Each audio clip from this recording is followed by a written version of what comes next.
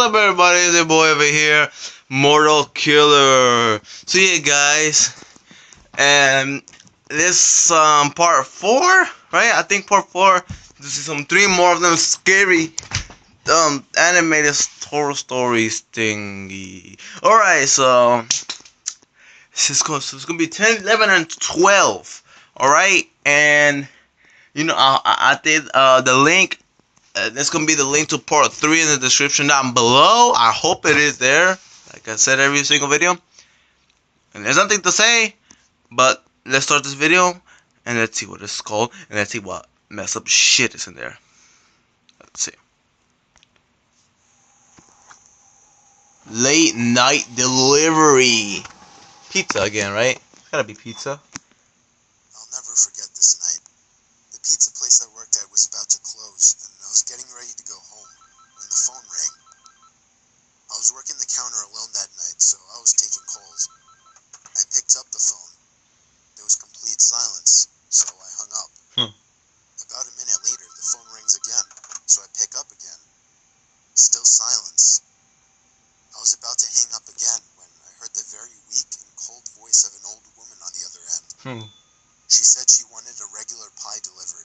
She was creepy. I remained polite on the phone, but on the inside I was screaming. I just wanted to get home and end my shift.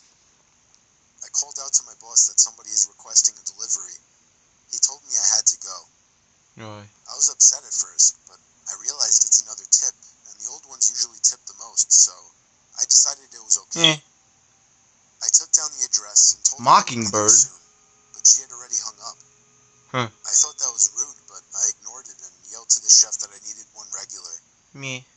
My boss told me to just go home after the delivery as the place would be closed. So a little before 10 o'clock, I got in my car and put the address into my GPS. Okay. The house was 7 miles away. The GPS took me to the quiet side of town. I arrived to the house. It was a small, one-floor house on a very quiet and empty block. When you see a house like that, bro, you run. Right? You don't. I mean, well, since you're a car, you don't. You drive out. Cause when you see some creepy stuff like that, like all silent and like, you know, like all like looks like alone and abandoned, boy, do not go. Do not go. I'm being real. I'm being real with you guys. I took the pizza and walked up to the door and rang the doorbell. Blood. Exactly. There were no lights on in the house. I hoped that she hadn't given me the wrong address. I rang the doorbell again. There was still no answer. Too old. I was about to give up when I turned my head and saw somebody standing at the window. Whoa. I got a little freaked out and backed up at first, but I eventually got closer to the window to see the person. It was an old woman, probably in her late 70s. She was just staring at me with a blank expression. That's creepy. I yelled to her through the glass that I had her pizza. She didn't react to what I said, so I screamed it louder. A big smile ran across her face. Not a pleasant, genuine smile. It was a smile that sent chills down my spine. Yo, that's creepy. I still remember that exact face she made through the window. That might be my thumbnail. I decided that I was freaked out enough and got back to my car and set the pizza in the passenger seat. I had to text my boss about this. I shot him a quick text and started my car, ready to get the hell away. I looked to my right to get one more look, to see the woman standing right outside my passenger side window, giving me the same stare she had given me before. Bounce, bounce. I put my car in drive and floored it down the street, not looking back. My boss never made me do a late night delivery again. Nice. Well, that was kind of disturbing with that face, the old smiling face. But overall, it wasn't that creepy, so I'm just letting it go. I think that might be my thumbnail, but you guys already know what the thumbnail is. Trick or treat, classic horror story of Halloween trick or treating. It was Halloween night of 2007, freshman year in high school, and I was with my friends Ivan, Ryan, and Jesse. The Mario Brothers. That's costumes, eh? All of them look funny. We were all dressed as the Super Mario characters. I was Luigi since I was the second tallest. Ivan was Mario since he's short and buff. Not that Mario was buff. Jesse was Waluigi because he's freakishly tall and skinny. and Ryan was Wario. Probably because of me. It's probably taller than me. Cause I mean, come on. Nah, I don't know. But let's just say that he was tall like me and a professional like me. Because he's just really fat. Oh. So they were the perfect group costumes for us. We live in a very non-congested suburban neighborhood with a decent amount of space in between houses. On Halloween, that's the worst thing ever. Less bang for your buck. We were trick-or-treating for hours, way past dark, and eventually came the time when most trick-or-treaters were heading home. My feet started to hurt, and I had to constantly switch arms for holding the now 10-pound pillow sack of candy. I feel We you. planned on going until our bags were completely full. A lot of the houses by now weren't answering anymore. It was probably past their cutoff time for giving candy to trick-or-treaters. Approaching our next house, we saw a purple bucket on the stoop, which was the best feeling ever. I was the one to get close enough to realize it was empty, which was the worst feeling ever. I turned around when I heard a knock at the window of the house.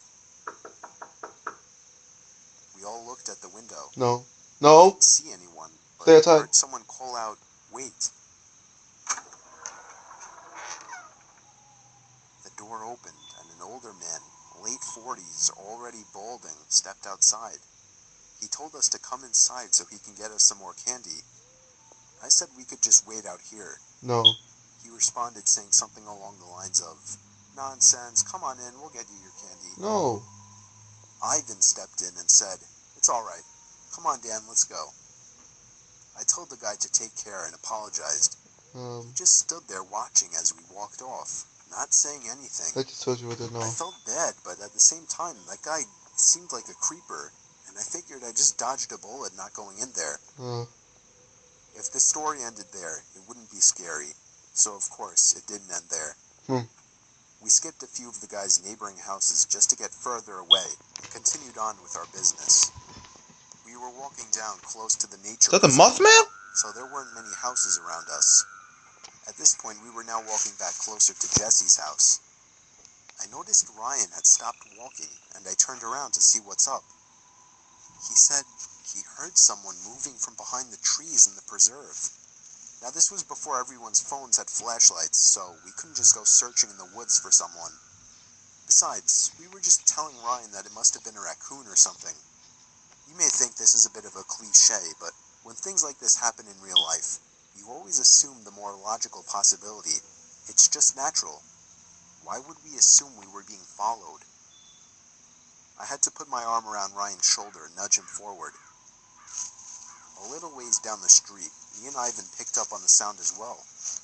When we all stopped, the sounds of the footsteps from beyond the trees stopped as well. Ivan yelled at the obvious stalker to go away, or we would beat the shit out of them. I knew he was just bluffing, though. I could hear the nervousness in his voice. Yeah, man. The snap of a twig from beyond the trees triggered a fight-or-flight response in all of us. Me, Jesse, and Ryan all ran for it. Ivan was at first charging to attack, but he quickly followed after realizing we had all taken off. We ran down the dark street, and we all noticed the sounds of at least 2 or 3 pairs of footsteps crushing the twigs and leaves in the woods. We banked it hard right down Jesse Street when it finally came up, and ran straight for his backyard, entering his house through the back door. The first thing we did was peek out through his living room window. We couldn't see anyone. We all had to gather our thoughts and discuss what the hell just went down in his living room, when all of a sudden we heard Jesse's backyard gate slam shut. Jesse dove to turn off the lights. There was a click and a bang from down in the den. It was more than likely Jesse's back door. We all agreed to go down armed with knives and face them. Nice. Jesse turned on his back door light, but there was nobody out there. Just then the front door opened, and we all screamed like animals. Jesse's mom and sisters came rushing downstairs. They had just gotten home from their friend's little house party. We all rested assured knowing it was just them. Jesse explained what happened, but made it seem a lot less dramatic. Me and Ivan went home after that and called it a night. At 12:30 a.m., I got a disturbing text message. It was from Jesse. It said, "It wasn't my mom." I texted back saying, "What?" He responded back quickly, saying, It wasn't my mom in the backyard. My fingers slammed the buttons on my phone, Whoa. responding back. What do you mean? There was a long pause before he finally told me that his mom and sisters said they never went in the backyard. I told him to immediately check the backyard for his upper deck. He had already done just that. He also told his mom everything, and she had already called the police. They didn't find anyone back there, but Jesse did mention the guy who invited us in while trick-or-treating. Nothing ever became of that, and nothing ever happened at Jesse's. Is that the creepypasta characters?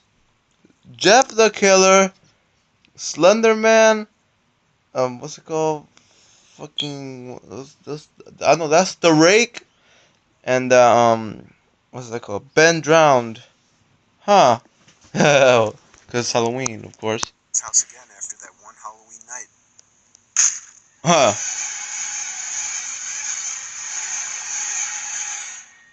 Happy Halloween, bitch. Okay. Hallucination for the last one. You can see some weird things when you're tired, but the thing about this story, I wasn't tired. Me and the family were on vacation to some resort in a very rural area of Pennsylvania. Nice. To make the setting creepier. There weren't many young people there for me and my brothers to hang out with. Huh. It seemed like more of an adult resort. But then one day when I was walking outside of the main lodge of the resort, I for some reason looked up to a window on the second floor and saw a teenage girl looking down at me. From that distance, she looked kind of cute, so I gave her a wave, but she didn't show any sign of reaction. Wow. So I just moved on. However, later that same day, I was so bored that I was sitting on the swing set at the little playground of the resort, and that's when I saw the same girl again. She was a little ways away from me, down past the playground, close to the tree line, and she was just standing there, staring at me. Being a teenage guy, my hormones controlled my body, and so I got off the swing and began walking over to her. As I started getting closer to her, I realized she wasn't as cute as I thought she was. There was something about her face that just gave off a creepy vibe. Yo. I can't put my finger on it, but if I had to say, I think it would have to do with her eyes and her mouth. I'd say once I got about halfway over to her, she turned around completely and ran into the woods. And I mean she full-on ran into the woods. I stopped in my tracks, completely turned off. This girl seemed like a freaky stalker. I didn't see her the rest of our stay at the resort. During the car ride home, miles and miles away from the resort, I was thinking about her. How maybe if I followed her into the woods, I could have gotten laid. Yeah, even though there was something off about her face. But then what I saw next made me feel like my heart dropped into my stomach. Looking down ahead, I saw the same girl standing by the tree line on the side of the highway. What the heck? As we sped past her, I saw her head turn so that she was always looking right at me, even through the tinted minivan windows.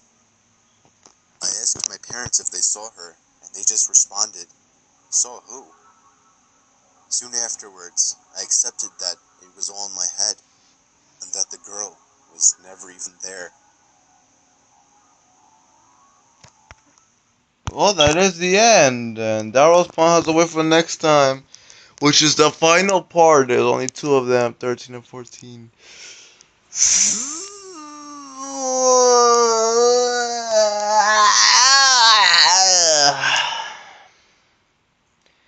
I'm not sleepy, but I feel like I want to sleep.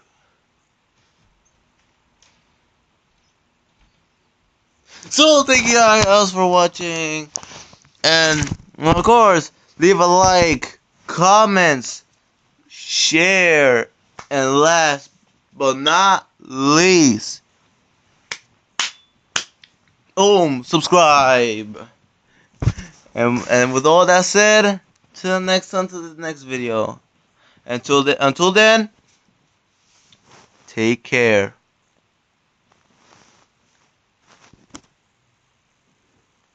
More lower time.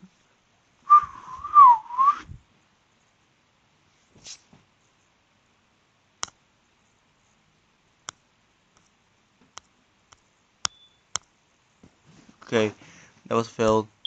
Wait, wait, let me do it. Look at me, Dab.